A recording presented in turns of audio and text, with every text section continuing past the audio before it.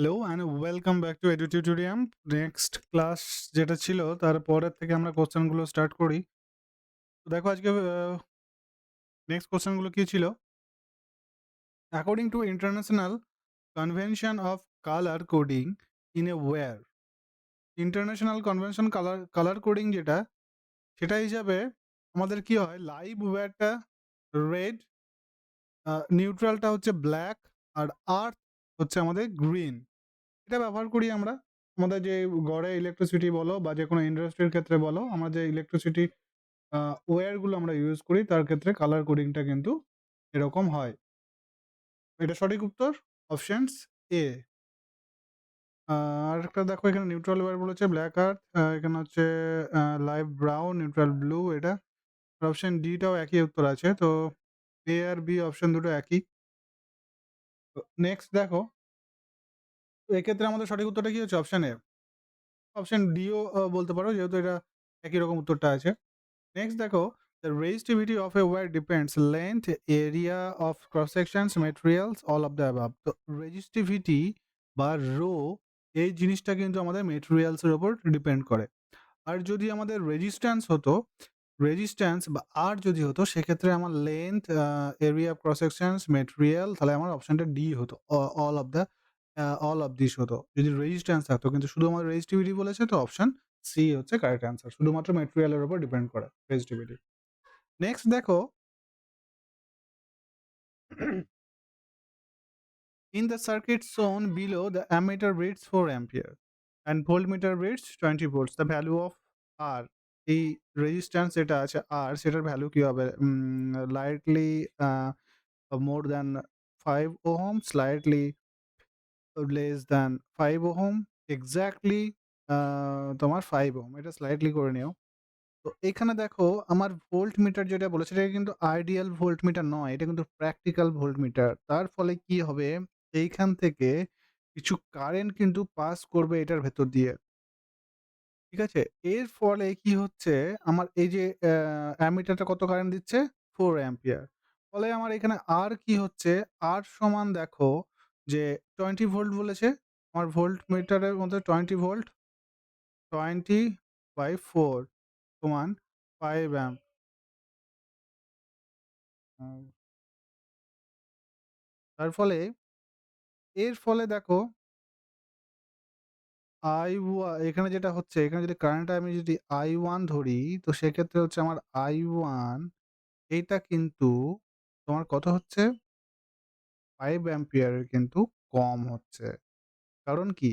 এখান থেকে কেন কিভাবে বুঝতে পারছি যে সরি, এটা হচ্ছে 4 অ্যাম্পিয়ারের কম হচ্ছে। এই যে কারেন্টটা কিছুটা কিন্তু এর মধ্যে দিয়ে যাচ্ছে। এই ভোল্টমিটারের মধ্যে দিয়ে কিন্তু কারেন্টটা যাচ্ছে। যার ফলে পুরো 4 অ্যাম্পিয়ার কিন্তু এই আর এর উপর দিয়ে ভেতর দিয়ে যাবে না। যার ফলে এই I1 টা কিন্তু 4 এর কম। তাহলে নিশ্চয়ই এইটাও কি হবে? 4 এর কম, লেস দ্যান 4? লেস দ্যান 4 যদি হয়, সেক্ষেত্রে দেখো আমার এই আর যেটা বেরোচ্ছে আমার 5 ওহম, এটা কিন্তু এই 5 এর থেকে একটু বেশি হচ্ছে। 5 এর থেকে একটু বেশি হচ্ছে। কারণটা কি? আমার I টা 4 এর কম। কারণ কিছুটা কারেন্ট আমার ভোল্টমিটার দিয়ে যাচ্ছে। তাহলে 20 বাই কিছুটা কম অ্যাম্পিয়ার। মনে করো 4 অ্যাম্পিয়ার কিছুটা কম। মানে 3 পয়েন্ট সামথিং 8 হতে পারে, 3.9 হতে পারে। এরকম একটা। তাহলে কি হচ্ছে? এটা অলমোস্ট ইকুয়াল টু 5 এর বেশি হবে। 6 এখানে দেখো 6 পয়েন্ট বা 5 পয়েন্ট সামথিং হচ্ছে। তাহলে R এর বেশি হচ্ছে, 5 এর বেশি হচ্ছে। তো অপশন এ হচ্ছে correct answer. Next, the gases are good conductor of electricity at high pressure, low temperature, high temperature. তো গ্যাস যেটা আছে আমাদের, সেটা গুড কন্ডাক্টর কখন? যখন ওর মধ্যে তোমার ওই যে পার্টিকেলস গুলো আছে, সেগুলো বেশিভাবে তোমার ইলেকট্রিসিটি বা আয়োনাইজটা যদি বেশি হয়, সেক্ষেত্রে গুড কন্ডাক্টর হবে। তো আয়োনাইজড কখন বেশি হবে? যখন এর মধ্যে প্রেশারটা কম, মানে প্রেশার বেশি দিচ্ছি মানে কি, মলিকিউলগুলো কম্প্যাক্টটা বেশি হচ্ছে। আর যখন লো প্রেশার দিচ্ছি, তখন ও একটু বেশি কম্প্যাক্টটা হচ্ছে না, একটু ফাঁকা ফাঁকা খালি খালি থাকছে। তো সেই ক্ষেত্রে আমার কি হবে? অপশন বি, লো প্রেশারের ক্ষেত্রে কিন্তু এটা গুড কন্ডাক্টর হিসেবে কাজ করবে। যত প্রেশার কম হবে, ওর আয়নগুলো কিন্তু তত ফাঁকা, ফাঁকাই ঘুরে বেড়াবে। আর তার ফলে কি হবে? বা ওর ইলেকট্রিক বা ইলেকট্রনটা কন্ডাক্ট করতে কিন্তু সুবিধা হবে। অপশন বি হচ্ছে নেক্সট দেখো, in a charging a better motor car the following effect of electric current is used. যে মোটর কারে যে আমরা ব্যাটারি চার্জিং যেটা করি, সেটা কোন ইফেক্টের এতে করি আমরা? Magnetic heating chemical reduction. তো যে গাড়িতে আমাদের যে মোটর কার যেটা আছে সেটাতে ব্যাটারি চার্জিংটা আমাদের কোন ইফেক্টে হয়? চার্জটা কেন হয়? Chemical ইফেক্টে। Next, for plating a spoon, it is placed in a voltmeter at the positions of anode, the positions of cathode, exactly in the middle of anode and cathode, anywhere in the electrolyte. ইলেক্ট্রোলাইটে এটা মনে করো electrolyte একটা ইয়ে আছে, সেখানে আমি আম অ এরকমভাবে ২ টো আমার ইলেকট্রোড আছে। এই ক্ষেত্রে দেখো আমার কি হচ্ছে, একটা অ্যানোড একটা ক্যাথোড ২ টো, তাই তো? অ্যানোডটা হচ্ছে আমার পজিটিভ আর ক্যাথোডটা হচ্ছে আমার নেগেটিভ সাইড। তো অ্যানোডে দিচ্ছি না ক্যাথোডে দিচ্ছি, এখান থেকে কি হয়, এটা ইলেকট্রিসিটি চলছে আর এর ফলে যে এখানে যে আমার ইলেক্ট্রোলাইসিস বা তোমার ওই ইয়া জ আম তোমার অ্যাসিড বলো, ঠিক আছে? সেটা যেটা থাকবে তার ফলে কি হবে? ওই ওটা ২ টো পার্টিকেলে ভাঙবে। একটা পজিটিভ, একটা নেগেটিভ। যেমন ধরো H2SO4 এটা যদি দেওয়া হয়, সালফিউরিক অ্যাসিড যদি দেওয়া হয়, তাহলে কি হবে? H আয়ন প্লাস আয়নে ভাঙছে আর SO4 মাইনাস আয়নে ভাঙছে। এবার কি হবে? যখন এই অ্যানোড বা তোমার পজিটিভ সাইডটা কি হবে? অ্যাট্রাক্ট করবে নেগেটিভ সাইডটাকে, নেগেটিভ আয়নগুলোকে আর করবে পজিটিভ আয়নগুলোকে। যার ফলে একটা সার্কিট, এদিক থেকে সার্কিট কমপ্লিট হচ্ছে। যার ফলে একটা কারেন্ট ফ্লো করবে। এইটার ক্ষেত্রে দেখো এই স্পুনটাকে আমি কোন সাইডে রাখবো এটা হচ্ছে ব্যাপার। এটা ক্যাথোডে রাখবো না অ্যানোডে রাখবো। স্পুনটাকে আমার ইলেক্ট্রোপ্লেট করতে হবে। মানে স্পুনটাকে হয়তো আমি কিছুর উপর স্পুনের উপর আমি প্রলেপ দিচ্ছি। মানে চামচার উপরে আমি প্রলেপ দিচ্ছি। সেক্ষেত্রে আমাকে স্পুনটাকে ক্যাথোডে রাখতে হবে। ক্যাথোডে রাখতে হবে। তবেই ওখান থেকে কি হবে, যে এদিক থেকে যাবে, গিয়ে নিয়ে এখানে অ যে অক্সাইড যেটা হবে সে তার উপর একটা কোটিংটা পড়বে। Next question, electroplating does not help in, electroplating কোন ক্ষেত্রে আমাকে সাহায্য করছে না? মানে কোন ক্ষেত্রে ইলেক্ট্রোপ্লেটিংটা করে আমার সু আ মানে মানে সুবিধা নেই ইলেক্ট্রোপ্লেটিংটা করতে। এটা হচ্ছে fine finish to the surface. হ্যাঁ, এটা আমার ফাইন ফিনিশ এর জন্য দরকার ইলেক্ট্রোপ্লেটিং।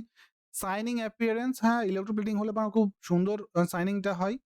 আর মেটাল বিকাম হার্ড। ইলেক্ট্রোপ্লেটিং হচ্ছে একটা জিনিস, একটা জিনিসের উপর প্রলেপটা পড়ছে। তার ফলে এই মেটেরিয়াল কি হার্ড হবে?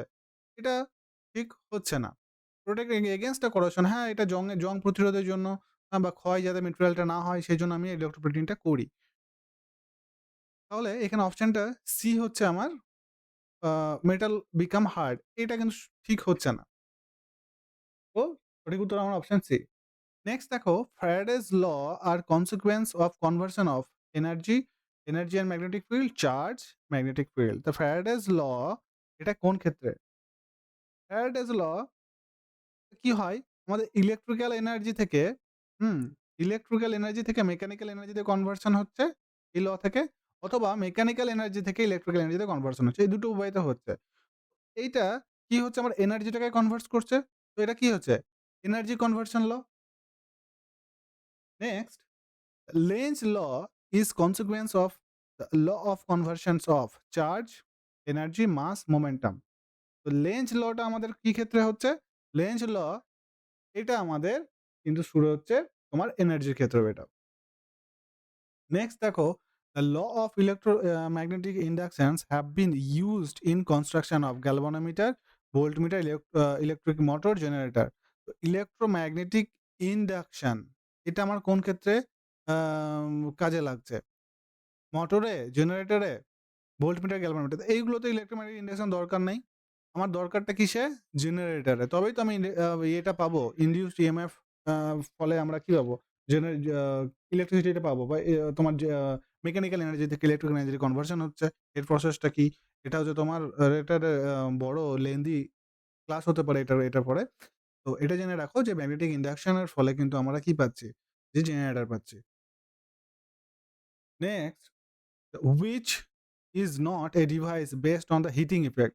হিটিং ইফেক্টের উপর বেসড করা ডিভাইস নয় কোনটি? আ নট ডিভাইস বলেছে।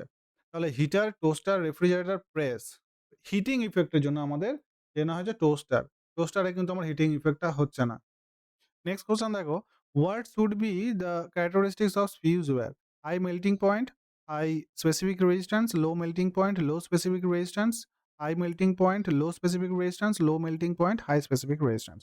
তো ফিউজ ওয়্যারটা আমাদের কিভাবে ইয়ে করে যে আমাদের যদি কোনো সার্কিটে যদি শর্ট সার্কিট হয় কিংবা ওভারলোড কারেন্ট যদি হচ্ছে, এক্সেস কারেন্ট যদি ফ্লো হচ্ছে, সেক্ষেত্রে কিন্তু এটা তাড়াতাড়ি যেন গলে যায় বা কাট হয়ে যায়। এক্ষেত্রে আমার কি হবে? এমনও না যে খুব অল্প তাড়াতাড়িতে কিন্তু গলে যাবে। এক্ষেত্রে আমার সঠিক উত্তরটা হচ্ছে আ এর লো মেল্টিং পয়েন্ট থাকতে হবে। আর এর যে রেজিস্ট্যান্স টা থাকবে, স্পেসিফিক রেজিস্ট্যান্স, এটা কিন্তু হাই হতে হবে। তো আমার কি হচ্ছে? Low melting point, high specific resistance হচ্ছে সঠিক অ্যান্সার। নেক্সট কোয়েশ্চেন দেখো, alternating current is converted into direct current. Alternating current AC current থেকে আমরা ডিসি কারেন্ট কিভাবে পেতে পারি? Rectifier, AC dynamo, transformer, A and B both. তো ট্রান্সফর্মার এসি ডিসি করে না, এটা একটা কি হচ্ছে? Static device. এটা খালি পাওয়ার ট্রান্সফার করে। আরেকটা হচ্ছে এই ডিসির উপর কিন্তু কাজ করে না। ট্রান্সফর্মার ডিসিতে কাজ করে না। আর ডায়নামো, এসি ডায়নামো? না। কি থাকলো আমার? রেকটিফায়ার। রেকটিফায়ার কি করে? এসি কারেন্টটাকে আমাকে ডিসি কারেন্টে কনভার্ট করতে সাহায্য করে। নেক্সট দেখো, transformer are used in DC circuit only, in AC circuit only, both AC and DC. আমি আগেরটাই বললাম ট্রান্সফর্মার আমার শুধুমাত্র এসিতে কাজ করবে, এ ডিসিতে কিন্তু কাজ করে না। ডিসিতে হলে কিন্তু ট্রান্সফর্মারটাকে শর্ট ইয়ে হয়ে আগুন লেগে যাবে। নেক্সট দেখো, essential difference between AC generator and DC generator. AC generator আর ডিসি জেনারেটরের মধ্যে পার্থক্যটা কি? AC generator has an electromagnetic while a DC generator has a permanent magnet.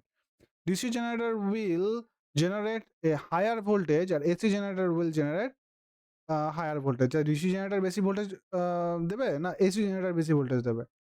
যেই কারণে এদের মধ্যে পার্থক্যটা। তো দেখো এখানে যে আমার ডিসি জেনারেটর আর এসি জেনারেটর কি হচ্ছে, আমার জেনারেট করছে, আমার যখন কারেন্ট তৈরি হয় সেটা সবসময় এসিতেই তৈরি হয়। কিন্তু ওই যে কমিউটেটর বলে যে জিনিসটা, সেটা খালি আমরা লাগিয়ে এসিটাকে ডিসি করিয়ে নিই। তো এই কমিউটেটর যেটার সাথে যুক্ত আছে সেটা আমার সঠিক অ্যান্সার। Option D. নেক্সট দেখো, at the time of short circuit the current in the circuit. যখন শর্ট সার্কিট ঘটে তখন ওই সার্কিটে কারেন্টটা কিরকম থাকে? তো কারেন্টটা কি হয়? Reduce substantially, does not change, increase heavily আর ভ্যারি কন্টিনিউয়াসলি। তো শর্ট সার্কিটের কারেন্টটা কি হয়? কারেন্টটা খুব বেড়ে যায় আমাদের। ইনক্রিজ হেভিলি, তবেই না short circuit, high current flow করছে সেটাকেই শর্ট সার্কিট বলি আমরা। শর্ট সার্কিটটা হচ্ছে বা এসি শর্ট সার্কিট, এটা হাই কারেন্ট ফ্লো, এটাই হচ্ছে শর্ট সার্কিট। এই অবধি। নেক্সট ক্লাসে তোমাদের সঙ্গে দেখা হচ্ছে। আ ততক্ষণ অবধি bye. Have a good day.